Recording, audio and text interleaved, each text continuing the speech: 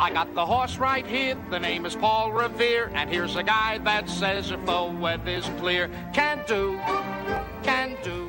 Hello, racing fans, and welcome back to another edition of Handicapper's Corner, brought to you by, as always, the Derby Bar and Grill. I'm Mike Heads, along with Drew Forster. We're going to go through the Sunday, August the 12th, races at Hastings. We'd have 7 races kicking off at 1:50, the old 150 first post, and 7 good ones. Yeah, and as Mike mentioned, this will be our last Sunday for a while. We're going to go to Friday, Monday afternoon. They're all night racing after that. Yeah, our last afternoon card for quite some time, until September anyway. But so the rest of August, after this Sunday card, will be evenings. So get out there and enjoy our last Sunday till September. As Mike mentioned, 7 races on the card. We kick off with a $4,000 claimant event for fillies and mares. Non-winners of 3 lifetime, going 6.5 furlongs. Field of 6 in here. I went to the newcomer, the 2, Plain Lucky, for trainer Steve Bryant. They got this horse. They claimed it for 12.5 down at Santa Anita.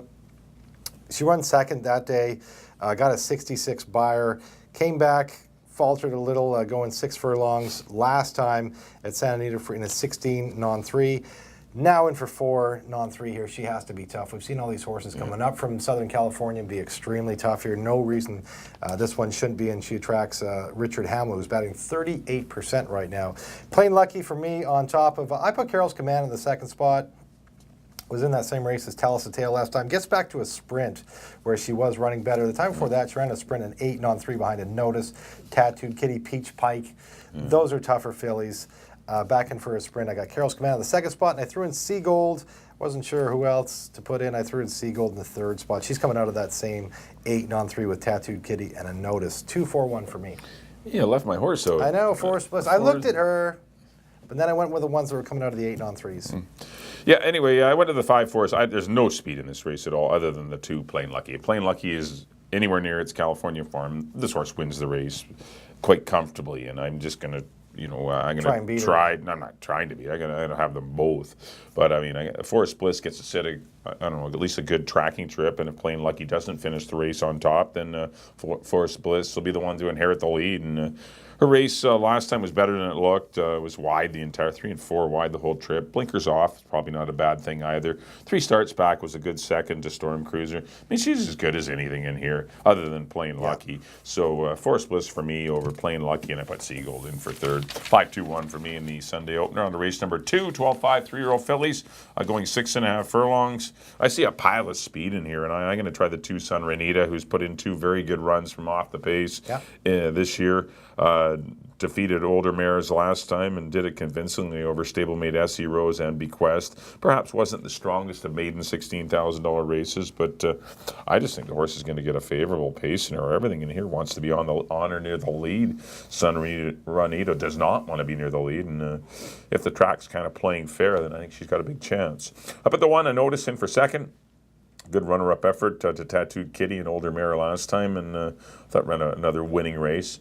And this horse does move to the John Snow barn for Wayne Oliver and the LNS Farms.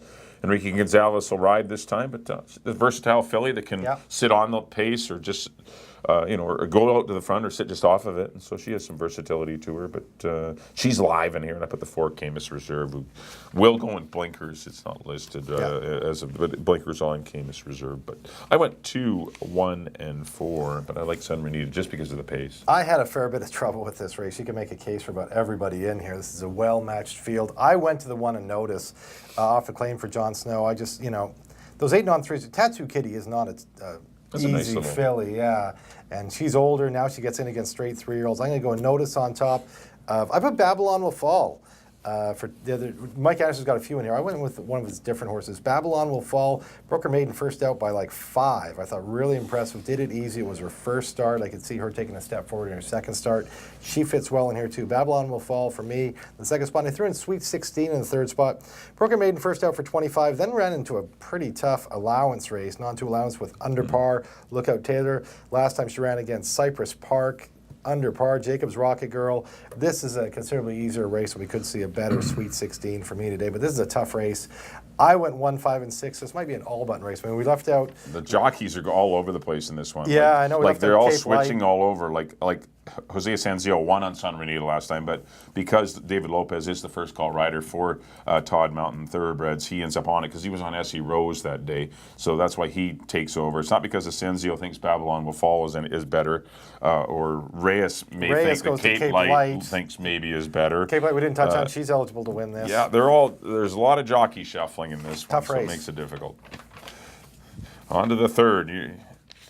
$25,000 older horse is going 6.5. I ended up on the 2. The odds are good. I always pick this horse. You love this horse. You know, he ran a winning race last time. Wow, he got cooked. 21-2, 44-3. The other speed horse was gone around last, and he's like fighting right there down to the end. Lost to Kermode. I know it was just for 16, but there's not a lot of speed in here. I don't see anyone to go with him. Mega Victory's kind of lost a little bit of his speed. He laid third last time and ran a good race. So I think they'll use the same strategy. Dashing Dawn's not that kind of speed. He's route speed. Yeah. But the odds are good as the horse to come and catch. So I'll try him to defeat Dashing Dawn and Corky's Luck. I went 2, 4, and 5. I put Dashing Dawn on top, just 1 for 25, back in for 25. I'd rather see him long, but yeah, I know he was entered long. This race was long and short. He's won sprinting for this price earlier on, back on the 17th of June. He's tough. He's pretty versatile. He's just a tough horse, cool old horse, 8-time winner. Dashing Dawn for me on top. I'm going to put Kermode in the second spot. Just be the odds are good. You're right, though. The odds are good got cooked that day. Those two are. I went with the other way. I went with Kermode, and I didn't want to leave Corky's Luck out. Yeah, no, he ran last week. Yeah, he ran in Emerald Downs last week. But he's ran good here at Hastings all year, so I didn't want to leave him out. Nope. He's a good closer. I got him in there. Yep. But I would have the 4 we touched on would be the 4 that I would put in my early pick 4. 4-1-5 for me in the third. On to the fourth. 4,000 non-3 for older colts and geldings, going 6.5 furlongs. I had trouble with this one, too. There's some tough races today. Yeah, these are tough to figure out. I'm going to go back to Humphrey Ladd. I liked him last time, and he got trapped down behind horses, and that's not the way he wants to run. Now he's in the 5-hole. There's only a couple of doors outside. I think Scott Williams can work out a better trip for him, and he's going to float up in his price. He was 2-1. What's that, 5-2 last time? You're going to get a better price on him today, so I'm going to go back to him. Humphrey Ladd over Stone Ridge Ruler, just ran a good second. Set the pace. There doesn't seem to be a ton of pace in here.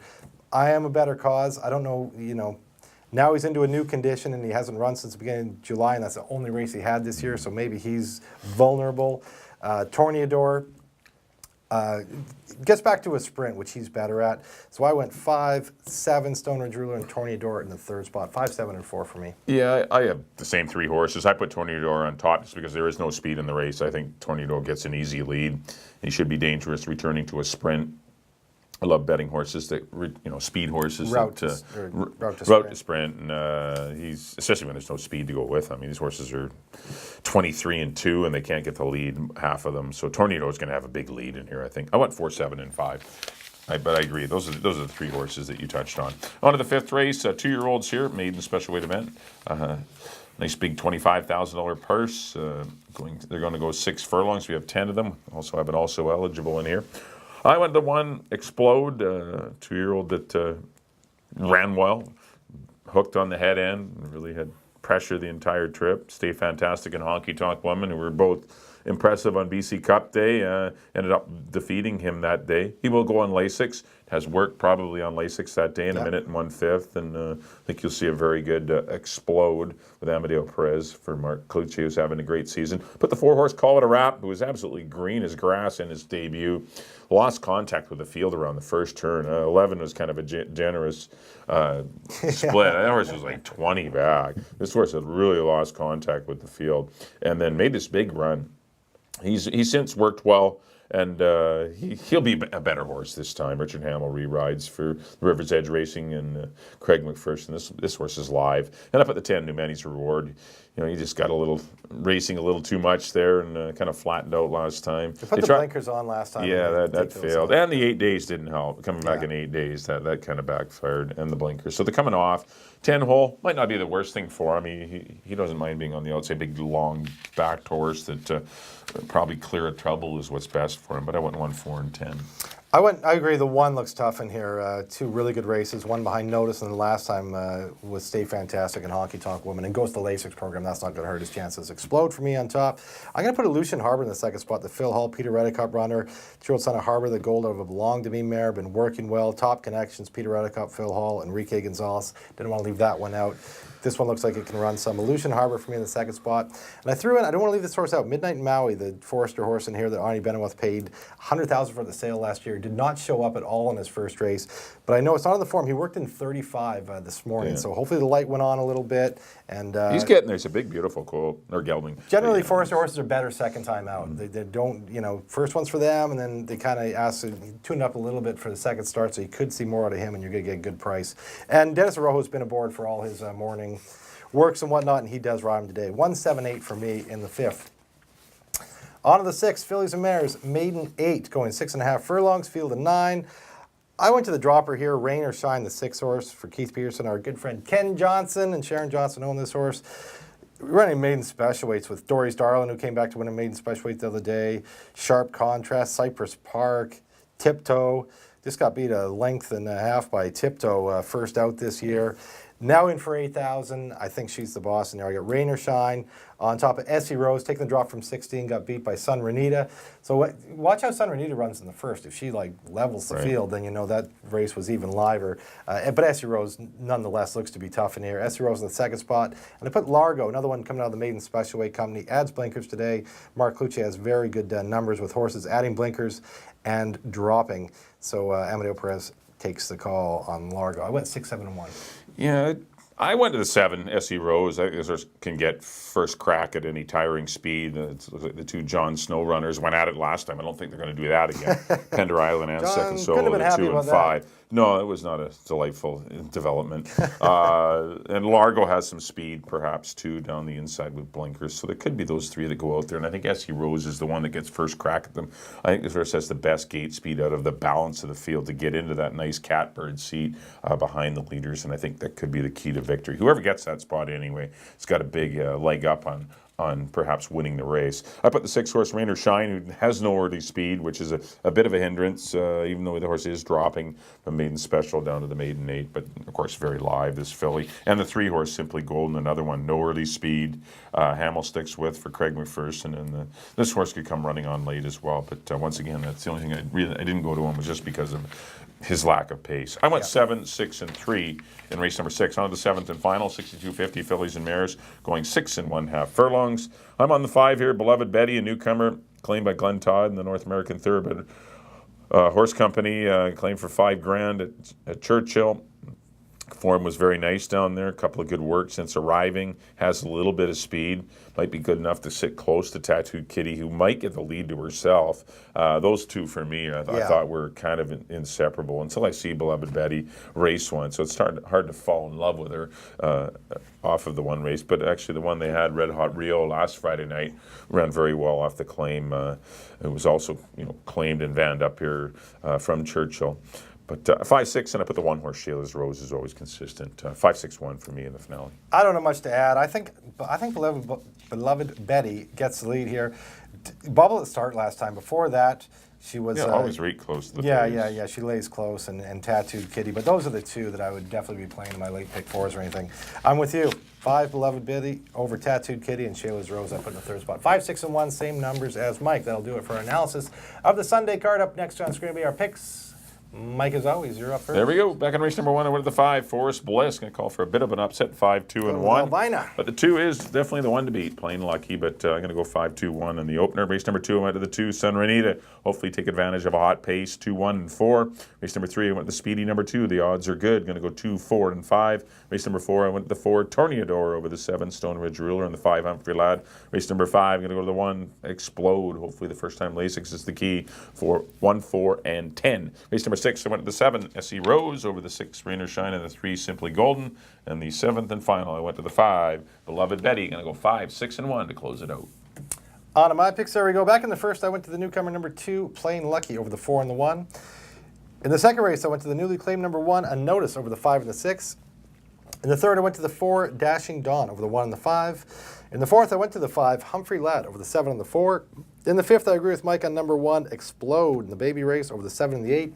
In the sixth, I went to the big dropper, number 6, Rain or Shine, over the 7 and the 1. And the nightcap, I agree with Mike again on number 5. Actually, I agree with him on the triactor here. Number 5, Beloved Betty, over the 6, Tattooed Kitty, and the 1, Sheila's Rose. Well, thanks everyone for tuning in to this edition of Handicapper's Corner. Just a quick reminder, our next live card, as we mentioned at the beginning of the show, will be next Friday. Friday night, 7 o'clock post, August the 17th. No stakes races. Our next stakes races will be on the 24th of August. There'll be 4 CTHS sales stakes for the 2-year-old colts and geldings, 2-year-old fillies, 3 and 4-year-old fillies, and the 3 and 4-year-old colts and geldings. So 4 different stakes races. That's on August the 24th. That'll be our next stakes section. But our next live card, next Friday night, more Friday Night Lives at Hastings. Cooler temperatures. P&E is fast approaching as well. And that's when we go to Friday, Mondays. Friday, Monday is why the scheduling changed. So hopefully you've enjoyed this show. If you can't make it out to the Hastings, please do come on out here to the Derby Bar and Grill.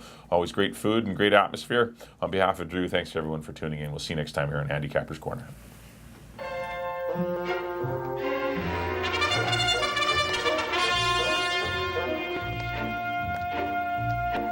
I got the horse right here, the name is Paul Revere, and here's a guy that says if the weather's clear, can do